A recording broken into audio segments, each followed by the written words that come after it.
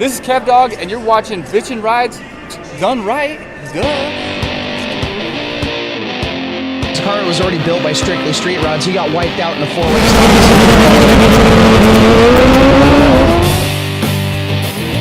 have the most talented guy in there, but if he's not driving, then the rest of the crew is in the back.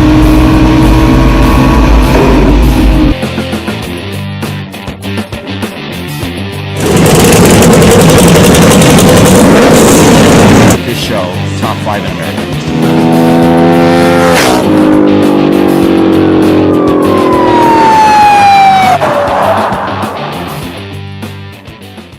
Hello friends, this is Larry with Rides Done Right, and I'm at the Salem Roadster Show, and my guest is Janice. Janice, how we doing? Just fine. How are you today?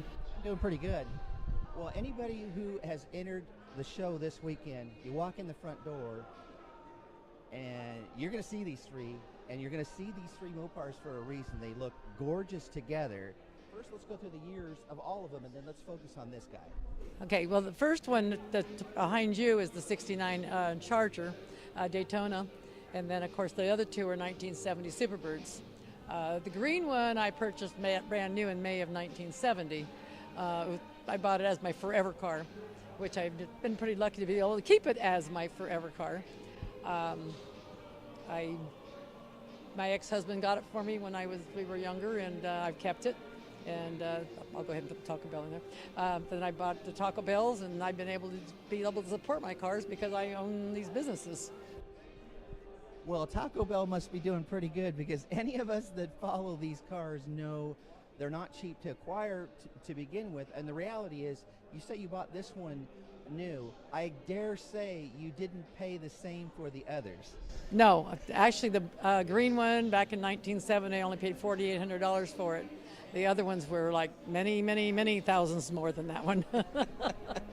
So that's where the Taco Bell comes into play. It actually comes into play.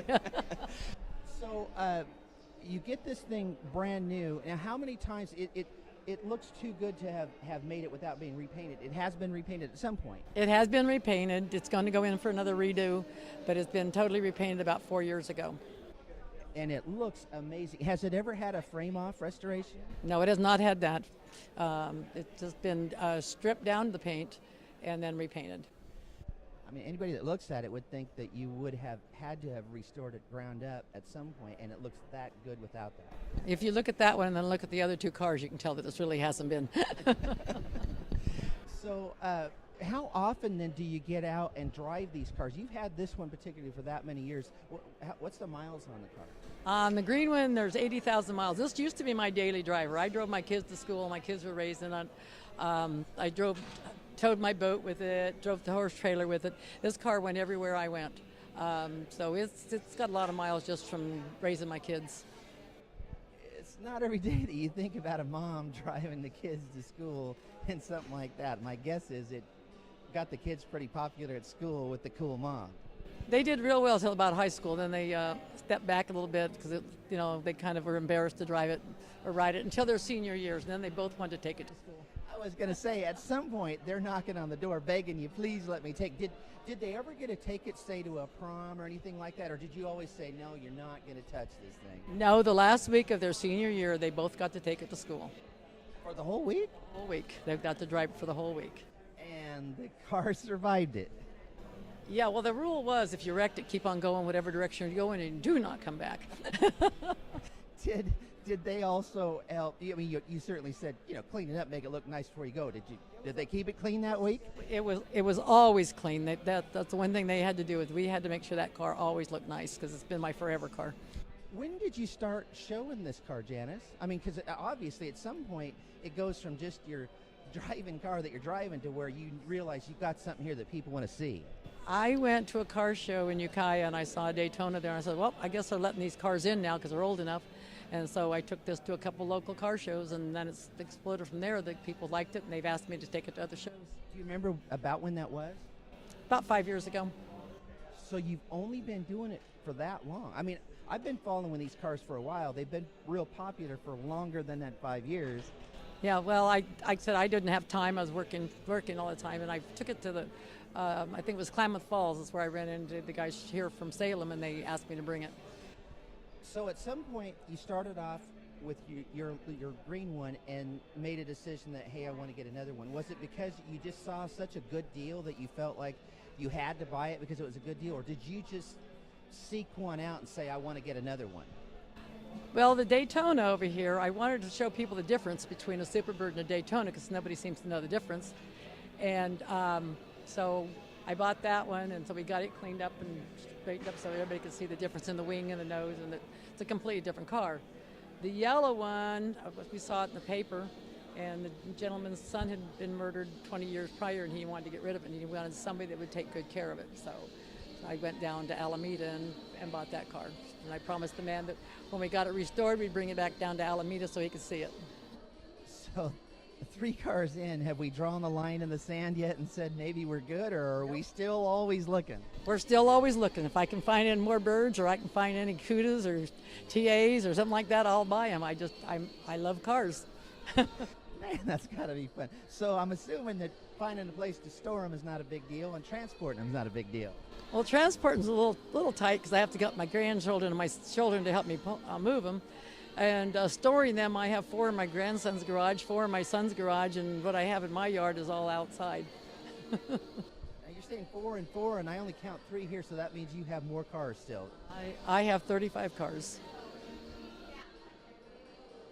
I don't know if this is where you drop the mic and walk away or not. 35 cars. I'm thinking these 3 are about awesome. 35. So let's get into that a little bit. How many of them of those 35 are actually like fully restored? 2 of them. Like the 66 Hemi Satellite and the 69 Hemi Roadrunner are completely restored. The rest of them are either going to be restored or they're daily drivers. So you actually, in those other groups, you actually then just find cars that you're real passionate about, stick them away, make sure that you've got them, and then you then prioritize them and say, this is the next one I'm doing? Pretty much, yep. Like I said, I have a couple of other ones that are not Mopars that I'll probably have done, but it'll be after I get all the Mopars that I want done. Do you have the same group of people then that work on the cars that you've now trusted and say you keep going back, or do you kind of experiment with them every time? No, I use the same 2 gentlemen. They're out of Anderson. Dan Laughlin does a really good job on my cars. It takes him about a year to restore them, and he doesn't miss anything. All of my cars have won best restored cars at the Plymouth Roadster Show, so I figure he's doing a really good job. I would say so. Now, where next? We see him here in Salem. You know where's the next event? The next event is Portland. We were going to originally take up just one, the yellow one, but they've asked us to bring all 3 of them. So now I got to dig up 2 more drivers to see if I can get somebody to do it. Yeah, I wonder why they asked. Anybody who has seen these 3 is going to be begging for them to always come to get. Now, they're like the triplets that you got to keep.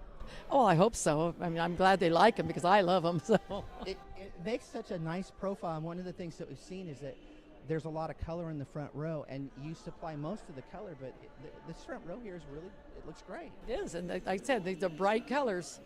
I mean, people didn't like them in the 60s and 70s. They were too bright, but now they're loving them. So, is that part of your prerequisite when you actually go out and you say, I found a car that I think I want next? Do you look at that original number and say, that's a color I would really like and the one that I want to fill it, or does it not really bother you? You'll take any of them, any color? I'll take any color as long as they're a numbers matching car. It's got all the numbers have to match. Yeah, it was another thing. We better let people know this. All numbers matching, all 3 of them. Yes. That means the engine and the transmission and your rear end and everything in the car came in the car originally. Then it's all tagged on your vendor tag. And the colors, everything about them. Everything about them, the color and everything is all on the thing, on the tag. So certainly then you have people that they are sought after, so you certainly have people that come up to you and say, well, you got plenty of them, how about selling me one of them? Anything ever opening up the door to say that, or are you just in the mode right now that I'll hold them and have fun? I'll hold them and have fun, but I have been offered a lot of money for the green one. Probably gets a little tough to turn some of those numbers down, though. No. Actually, I was offered $1 million for that car, and it was not hard at all. It's good to be Janice. I love my car. So You travel with a crew then. How many people then are with you that come and help you set up? This time there's 4 of us. Normally it's just Larry and I. So, the show thing just started 5 years ago.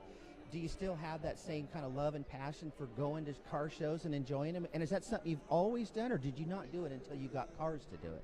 I've never did it before because, like I said, I always believed, it was understood that your car had to be over 40 years old before you could show them. So I didn't really do much. Now, yes, we can't wait for show seasons, especially the indoor shows, to come in and to show the cars. Do you get? I've noticed too that you stay pretty close to these little jewels, as would I. But do you notice many people that seek you out when you're at a show to just say, "I want to talk to the person that owns them," and then get engaged?